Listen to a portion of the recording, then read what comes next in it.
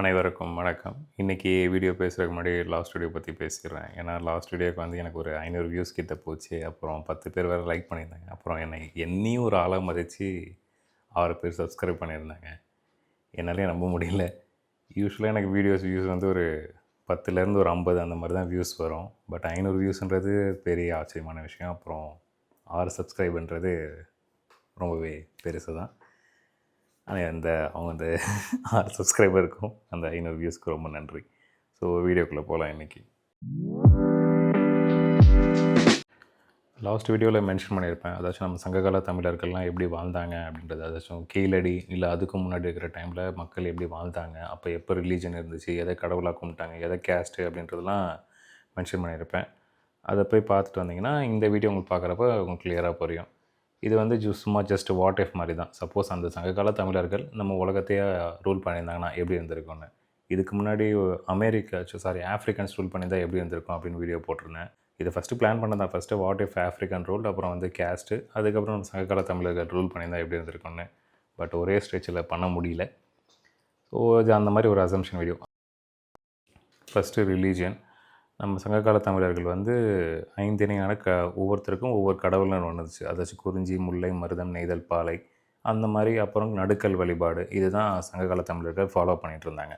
அப்போ அப்படி இருக்கிறப்ப இந்த உலகத்தையே அவங்க ரூல் பண்ணியிருந்தாங்கன்னா இவங்க ஒரு கடவுளை கும்பிட்டுருப்பாங்க, அது ஒரு ரிலீஜனாக இருந்திருக்கும். அவங்க ஒரு கடவுளை கும்பிட்டுருப்பாங்க, அது ஒரு ரிலீஜனாக இருந்திருக்கும். ஸோ மொத்தமாக எல்லாமே ஒரு ஹிந்துவிசம் இல்லை எல்லாமே ஒரு ரிலீஜன் அப்படின்ற மாதிரி வராமல் அது ஒரு வழிபாடு, இது ஒரு வழிபாடாக இருந்திருக்கும். அப்படி இருக்கிறப்ப ஆட்டோமேட்டிக்காக கேஸ்ட்ன்ற ஒரு ஹைராக்கி இருந்திருக்காது. ஏன்னா இந்த ஊரில் ஒரு கடவுள், அப்போ அது மேல் ஜாதி, இந்த ஊரில் ஒரு கடவுள், அப்போ அது கீழ் ஜாதி அப்படின்னு நம்ம ஹைராக்கி போடுறோம்ல, அதுவும் இங்கே இருந்திருக்காது. ஒவ்வொருத்தருக்கும் ஒவ்வொரு நேம் இருந்திருக்குமே தவிர அது வந்து ஒரு கேஸ்ட்டாக இருந்திருக்காது. அவங்க செய்கிற ஒரு தொழிலாக தான் ஜஸ்ட் இருந்திருக்கும். அவங்க ஃப்யூச்சரில் வேணும்னா அவங்க சேஞ்ச் பண்ணியிருக்கலாம். அப்புறம் பெருசாக ஐடல், அதாச்சும் சங்ககால தமிழர்கள்லாம் கோயில் எழுப்பி பெருசாக கொண்டாடினது இது பண்ணதில்லை. நடுக்கல் அந்த மாதிரி ஒரு வழிபாடு இல்லை, நேச்சர், மரம், மலை இந்த மாதிரி தான் ஃபாலோ பண்ணியிருக்காங்க. ஸோ அதுதான் ஐடலாக இருந்திருக்கும். இல்லை நாளடைவில் கோயில் கூட வழிபாடாக வந்திருக்கலாம்.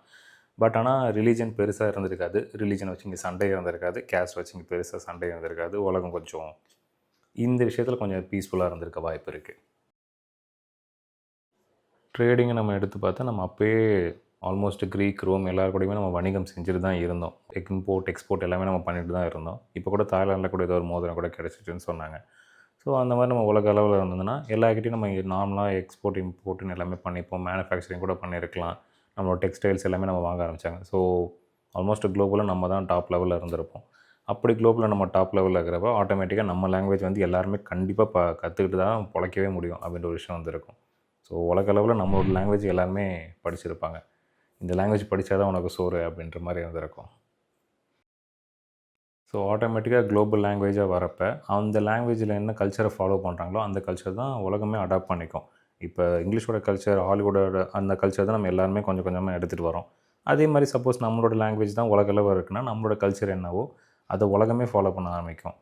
லைக் நம்மளோட மியூசிக், நம்மளோட டான்ஸு, நம்மளோட ட்ரெஸ்ஸிங், நம்மளோட ஃபுட்டு எல்லாமே அவங்க ஃபாலோ பண்ண ஆரம்பிப்பாங்க. நம்மளோட மியூசிக்கல் இன்ஸ்ட்ருமெண்ட்டு, யாழ், பறை, முரசு இந்த மாதிரி எல்லா இன்ஸ்ட்ருமெண்ட்டையும் உலகமே கற்றுக்க ட்ரை பண்ணியிருக்கோம்.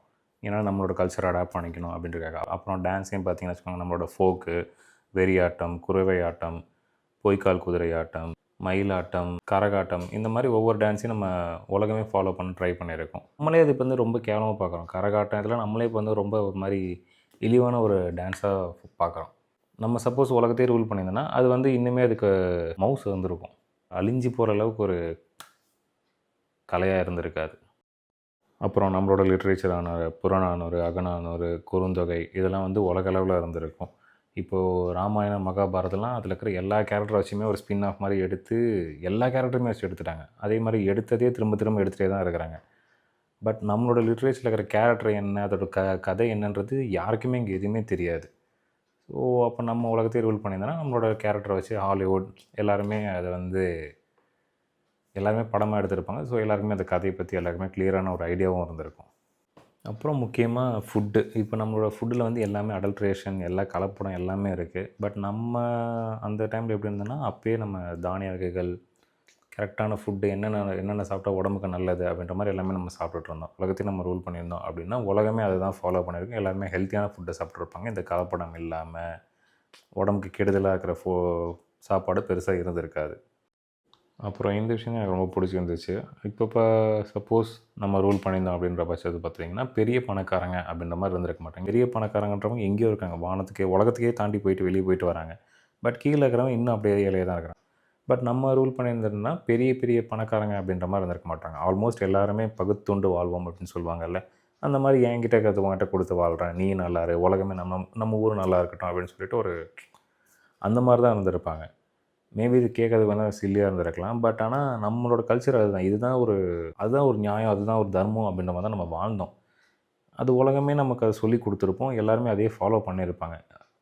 இப்போ மாரி ரொம்ப ஒருத்தர் ஒரு பெரிய பணக்காரங்களா இருந்துட்டு, அந்த பணக்காரங்க அவங்க தான் நம்ம உலகத்தையே ஆட்டி படைக்கிறாங்க. அவங்க தான் நம்ம என்ன சாப்பிடணும், நம்ம என்ன ஹாஸ்பிட்டல் போணும், என்ன மெடிசன் இது பண்ணணும் எல்லாமே அவங்க தான் இது பண்றாங்க. அதனால கீழ இருக்கிற எல்லாருமே அப்படியே கீழயே தான் இருக்கிறாங்க.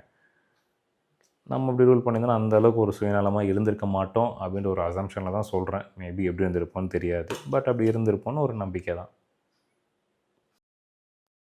இப்போ எடுத்து பார்த்தீங்கன்னா, ஒரு பெரிய பணக்காரங்க இருக்காங்க. அந்த பணக்கார லைஃப்ப நோக்கி தான் நம்ம எல்லாருமே ஓடிக்கிட்டு இருக்கிறோம். பட் அப்படி ஓடுறப்ப நம்மளோட டேலண்ட் எல்லாமே நம்ம விட்டுறோம். எனக்கு சின்ன வயசுல ஒரு இமேஜ பார்த்து அப்படியே எனக்கு வரைய தெரியும். பட் இப்போ அது எனக்கு இல்லவே இல்ல. ஏன்னா, அந்த லைஃப் அப்படியே போயிடுச்சு. ஷார்ட் ஃபிலிம் எல்லாத்தையும் விட்டாச்சு. வேலைக்கு போணும், காசு சம்பாரிக்கணும், அடுத்து நம்ம லைஃப்ல பார்க்கணும் அப்படின்ற மாரி நம்ம எல்லாமே வந்துட்டோம். நம்மளோட டேலண்ட் என்ன எல்லாத்தையும் நம்ம விட்டுட்டோம். சின்ன வயசுல நமக்கு இதெல்லாம் பண்ணணும், அதெல்லாம் பண்ணணும்னு ஆசை இருந்திருக்கும். பட் இப்போ அப்படி இல்லவே இல்ல. நம்ம ஓடணும், ஓடணும் ஓடிட்டே தான் இருக்கோம். அந்த முயல் ஓடுற மாரி. அப்படி நம்ம சப்போஸ் அப்படி தமிழர்கள் நம்ம ரூல் பண்ணியிருந்தாங்கன்னா, நம்மளோட கலைக்கும் ஒரு முக்கியத்துவம் குடுத்துருப்பாங்க. வேலைக்கு போறது தான் இங்க முக்கியம். சம்பாரிக்கிறது தான் இங்க இது அப்படின்றது இல்லாம, நம்மளோட டேலண்ட்டுக்கும் நம்மளுக்கு ஒரு நிம்மதியான ஒரு லைஃப்பும் இருந்திருக்குன்ற மாரி சொல்றோம். டெக்னாலஜி நம்ம டெவலப் ஆகாம இருந்திருக்கலாம். பட் ஒரு நிம்மதியான ஒரு வாழ்க்கை இருந்திருப்போம். இப்ப மாரி இல்லாம. ரொம்ப வேகமா போயிருக்க மாட்டோம். பட் ஆனா ஒரு லோ கோர்ட்டிசால் லெவல் அப்படின்னு சொல்லுவாங்கல்ல, ஒரு மீம் வருமே. அந்த மாரி கொஞ்சம் காமா இருந்திருப்போம்னு சொல்றோம். பட் இன்னும் அந்த போர் அப்படின்ற ஒரு விஷயம்லாம் நடந்து தான் இருந்திருக்கும். ஏன்னா, நமக்கு போருக்கெல்லாம் பயங்கரமா பாடல்கள் எல்லாமே எழுதியிருக்கும். ராஜாவோட ஆட்சி அதெல்லாம் இன்னும் நடந்து தான் இருந்திருக்கும். பட் இந்த அளவுக்கு ஒரு மோசமான லைஃப் நம்ம எல்லாமே இருந்திருக்க மாட்டோம்னு நெனைக்கிறேன். ஒரு நிம்மதியான வாழ்க்கையா இருந்திருக்கும். அவ்வளோதான். நன்றி. பெனாத்துறேன், நல்லா பெனாத்துறேன். தூக்கம் வருதா? என்ன கரும் ஒண்ணும் புரியல. தூக்கம் வந்துருச்சு. மணியோ இப்போ 3.